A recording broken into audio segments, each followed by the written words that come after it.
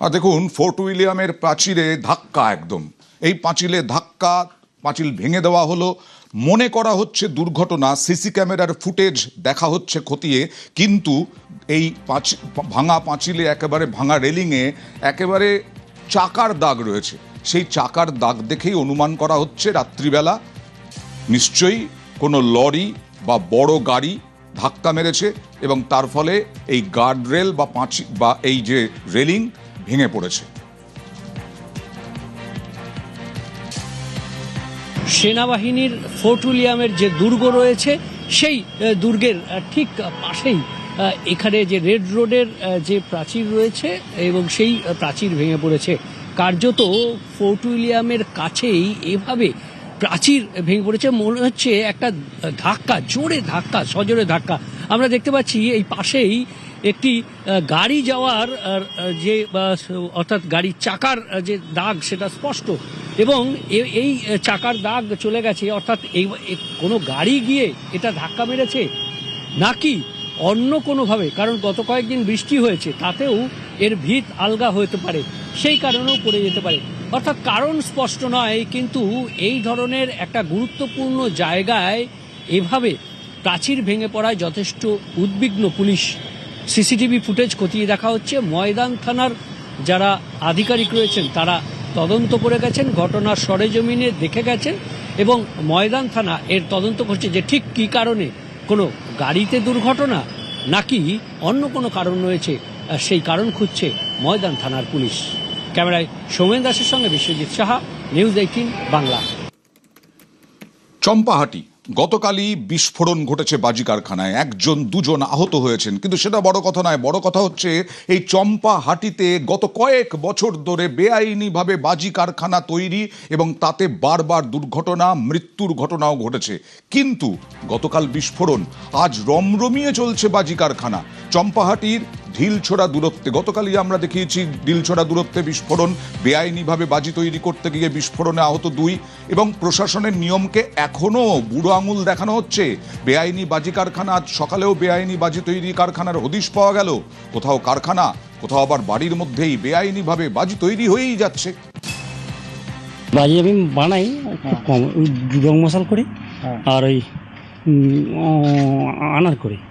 কিন্তু বাড়ির মধ্যে কিভাবে? বাড়ি না, আমার কারখানা হতো পিছনে। লাইসেন্স আছে? লাইসেন্স একজনের আন্ডারে কাজ করি আমি। বারুইপুরের পিয়ালিতে গতকাল একটি দুর্ঘটনা ঘটে, তারপরেও কি প্রশাসন তৎপর হয়েছে? ছবি দেখে সেটা মনে হচ্ছে না। আমরা দাঁড়িয়ে রয়েছি পিয়ালির 200 কলোনি এলাকায়। এই যে মেন রোডের পাশে কোনো একটি পোড়ো বাড়ি এটি, যেটি বস্তা এবং টিন দিয়ে ঘেরা, এবং সেই বস্তা টিন দিয়ে ঘেরার মধ্যেই চলছে বেআইনি বাজির রমরমা ব্যবসা। আইনকে বুড়ো আঙুল দেখিয়ে রাস্তার লোককে বা এলাকার লোককে চোখে ধুলো দিয়ে এইভাবে দিনের পর দিন বেআইনি বাজির কারবার চলছে পিয়ালির 200 কলোনিতে। এর মালিককে, বাড়ি কোথায়, কেউই জানেন না। কারণ এলাকায় বাসীরা তারাও আতঙ্কে যে এই কারখানা যার তার নাম বলে দিলে হয়তো বিপদ হতে পারে। আর সেই কারণেই পুলিশ প্রশাসনের নাকের ডগায় দিনের আলোতে মেন রাস্তার পাশে অবৈধভাবে এই নিষিদ্ধ শব্দবাজির কারখানা চলছে। বারুইপুর থেকে অর্পণ মণ্ডল, নিউজ 18 বাংলা। বারবার গত কয়েকদিন ধরে আমরা আপনাদের যন্ত্রণা, কষ্টের ছবি দেখাচ্ছি। দেখুন রাস্তা, দেখুন জয়নগর কুলপি 35 কিলোমিটার রাস্তা, সেটার এই অবস্থা, খানা খন্দে ভরা, একেবারে যে কোনো সময় দুর্ঘটনা হতে পারে। পিচ উঠে গিয়েছে, কঙ্কালসার দশা, রোজ দুর্ঘটনা ঘটছে।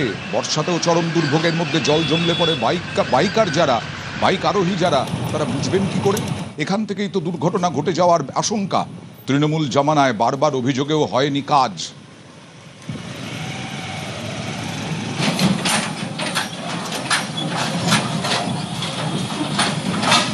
কিভাবে বড় বড় লরি যাচ্ছে, পাশে অটো, বাইক, যে কোনো সময় দুর্ঘটনায় পড়তে পারে।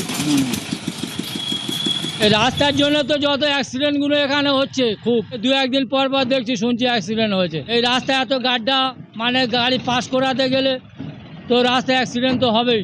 প্রতি বছর সারাই কিন্তু ওই রকম সাজছে। এতে বৃষ্টি হতে রাস্তা কিছু থাকে না, গাড্ডা হয়ে জল জমে আছে, সারছে ফেই খারাপ হচ্ছে, ইট চাপিয়ে দিচ্ছি, আবার হয়তো উইট ফেরি সেই গাড্ডা হয়ে যাবে। এক্সেল আছে, কখনো টায়ার লিক হয়েছে, টায়ার যা মানে সব বাদ দিতে হচ্ছে, মাঝে মাঝে ফেম চলে আছে, কোনো ঠিক নেই। কন্ট্রাক্ট নিচ্ছে, কাজের মতো কাজ হচ্ছে না, আমরা পেরেছান, লোড গাড়ি নিয়ে যেতে পারছি না, হেঁটে হেঁটে যাচ্ছি।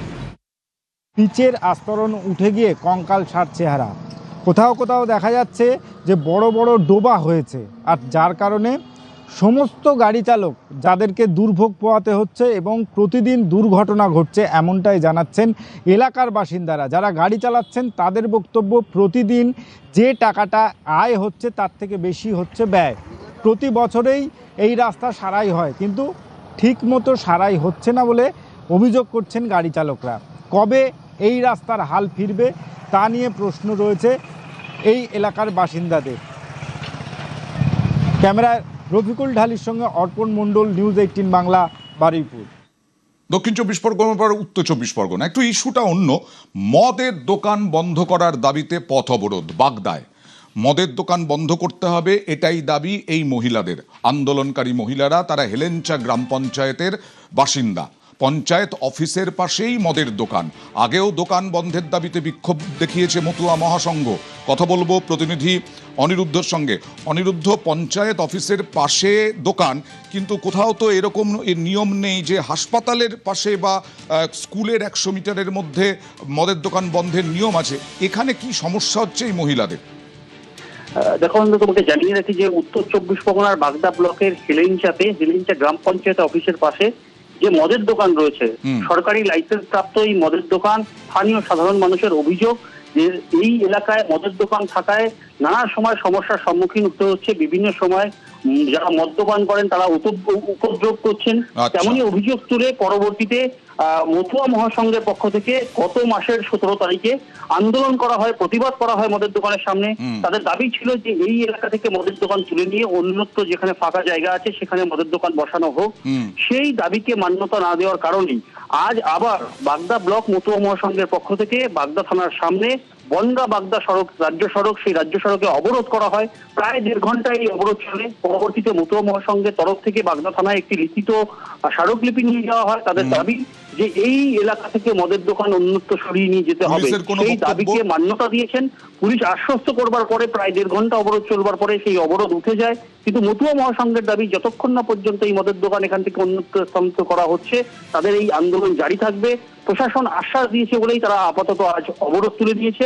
এই দাবি নিয়ে মাতালদের সমস্যা, মাতালদের নিয়েই সমস্যা এবং তারাই এখানে আইন শৃঙ্খলা জনিত সমস্যা ঘটায়।